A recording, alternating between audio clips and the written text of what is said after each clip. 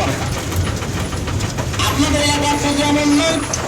রে আল্লাহর বান্দারা, খেয়াল করতে হবে আমাদের জাতির পিতার কথা। তার কথা বলেন, কাজ করতেন বলে একবার ইসমাইল নবীর বাড়িতে তারা বাড়ি আছে, দরজায় গিয়ে ধরে সরে ডাকতেছে, বাবা ইসমাইল বাড়িতে আছো? বাবা, ও বাবা ইসমাইল বাড়িতে আছো?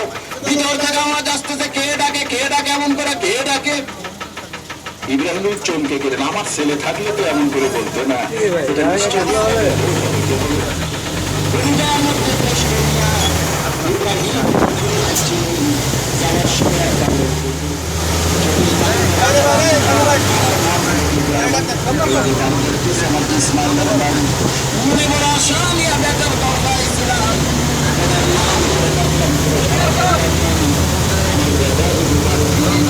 আমি চলে যাচ্ছি, আমার